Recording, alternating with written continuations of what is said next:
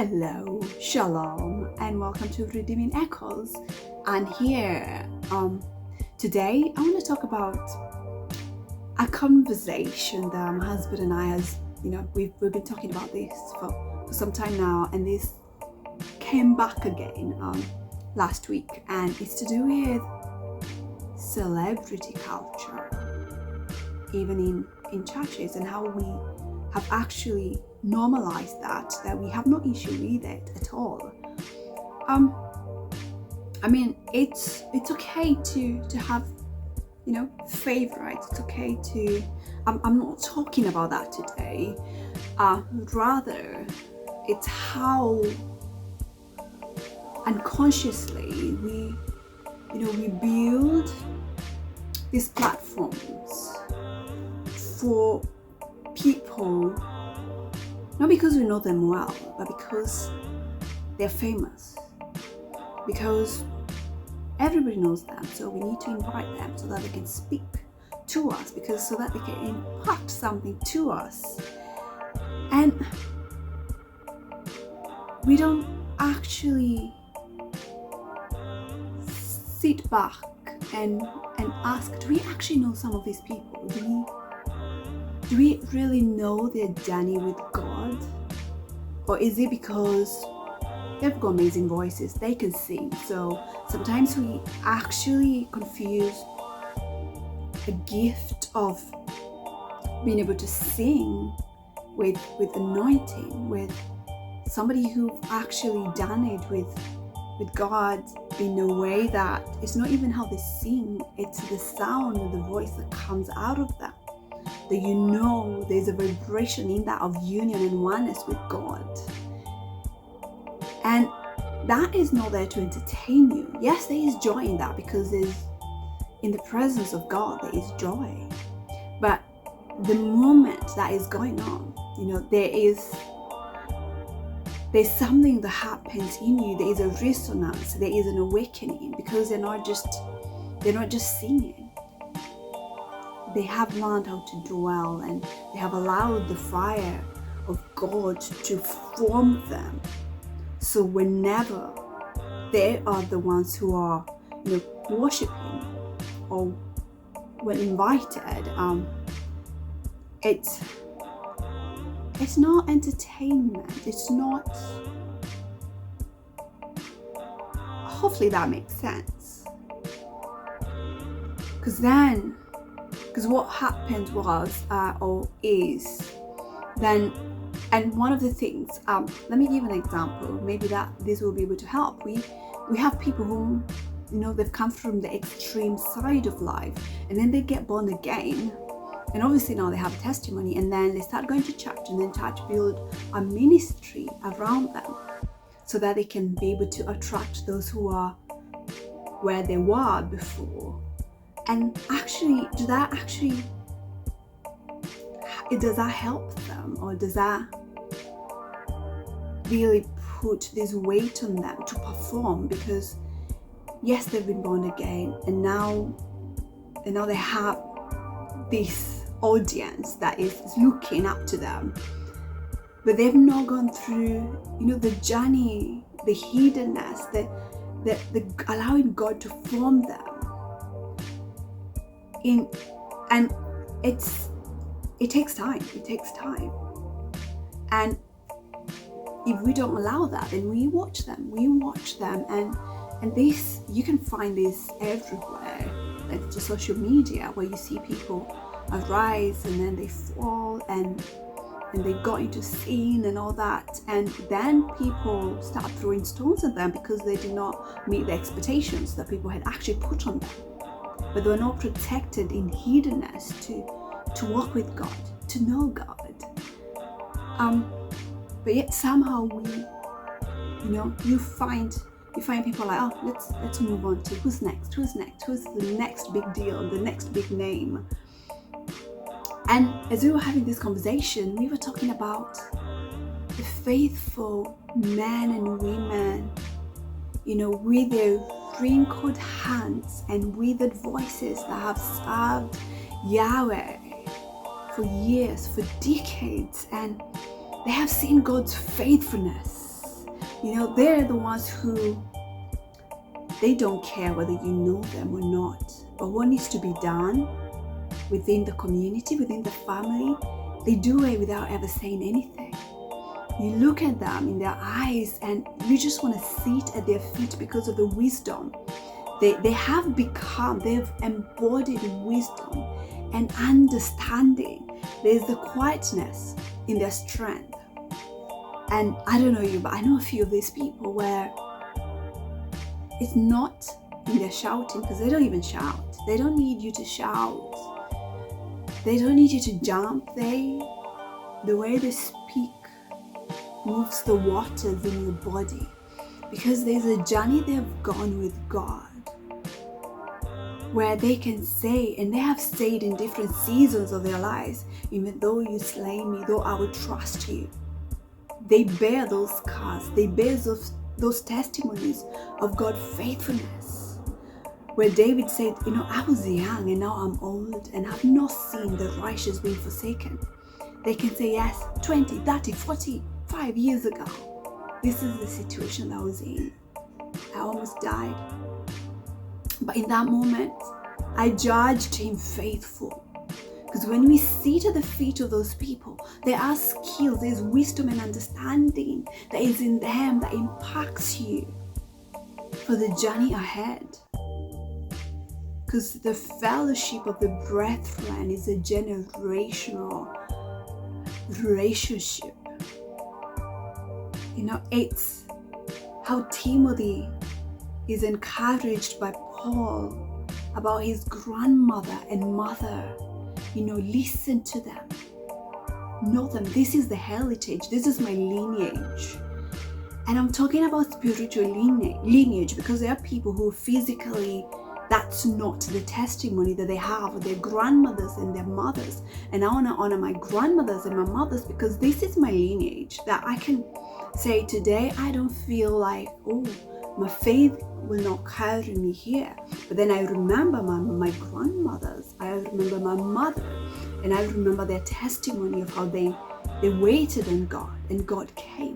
They waited on God and He sometimes did not come the way that they expected Him to come. But they learned how to lay everything at the feet of Yahweh and worship Him. And in that quietness, I need to hear that. We need that. We need that for the days ahead. We need more than just smokes and loud voices. In the altar, we need that quietness where it draws us back inside of ourselves so that the inner castle that we are, the temple that we are, is built block by block. In those testimonies of taste me and see that I am good. We taste Him in the Word. We taste Him face to face. We taste Him in the testimonies as well of those who have gone before us. And if we don't remember that, we risk, building that gap, that generational gap, because we are very, we're enticed. And now with the global village because of social media, and we can move from one celebrity to another, one famous person to another. We forget the neighbor. You forget that, that grandmother that not really say hi to you and ask if you've eaten, but you did not make time to go and actually go knock at their door. Know them. Ask them, what is your story?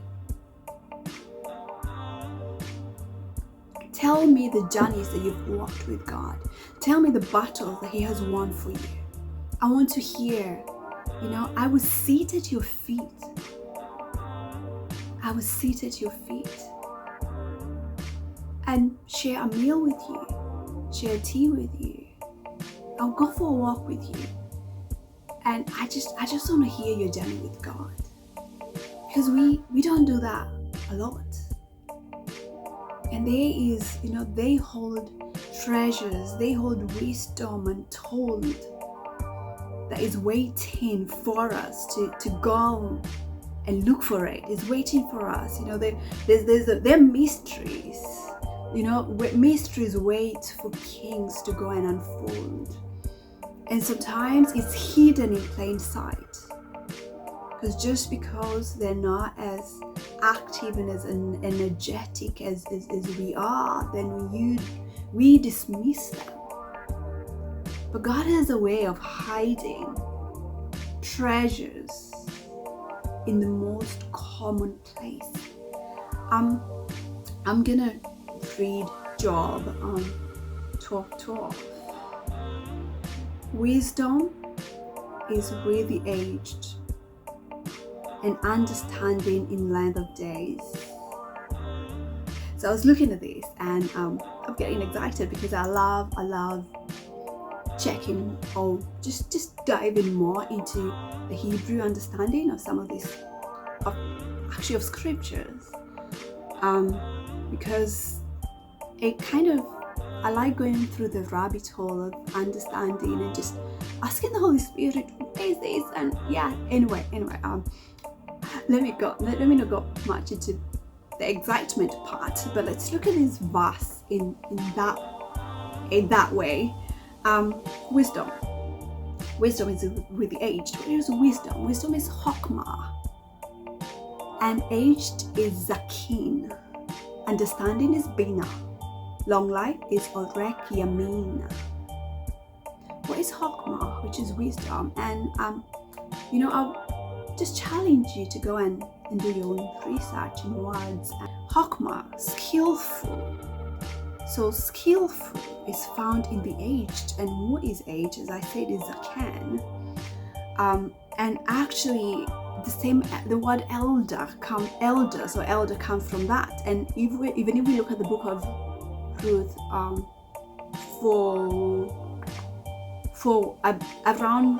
chapter 4:1 to probably 11, it talks about the elders that were seated at the gates.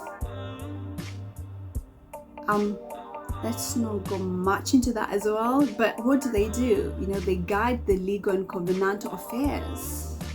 So it has to do with, discernment. So we're not even talking about a spiritual maturity rather than, mere chronological age. We're not talking about just that.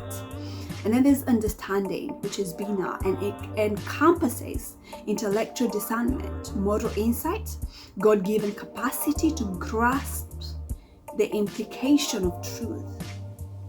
So it's more than knowledge. It's the ability to differentiate, to weigh, and to choose rightly in light of God's revelation. That definition, I got it from Bible Hub.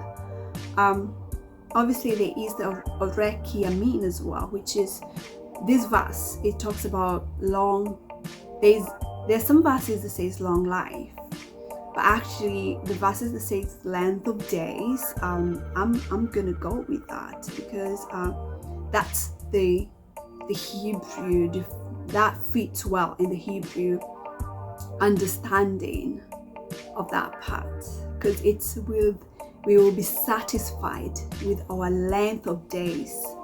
And when you put all that together, which is something that I have, so that we can read that small verse just based on that, I'm gonna do that because I love it.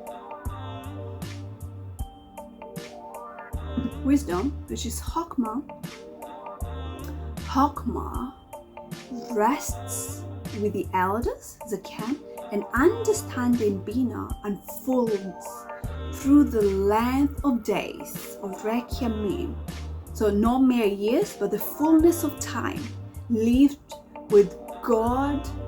With God brings discernment, the kind that weighs truth, chooses rightly, and nourishes the life of the community.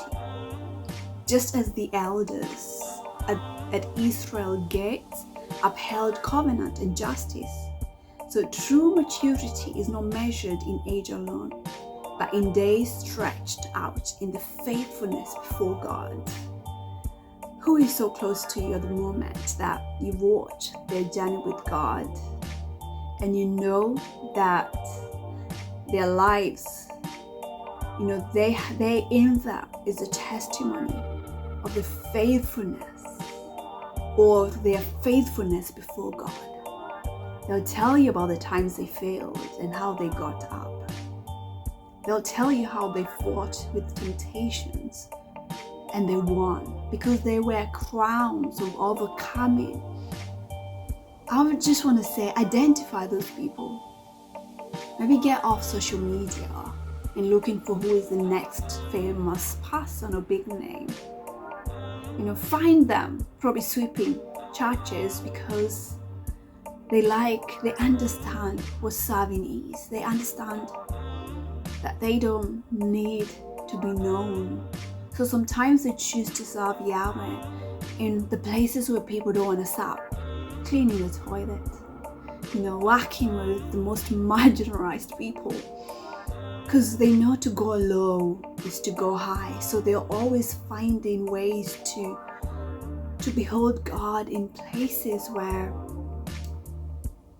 the celebs are not going to go because their suits are very expensive. I can't believe I said that. But anyway, just this week, find them, honor them, bless them, and go listen to them because they are wells of living waters,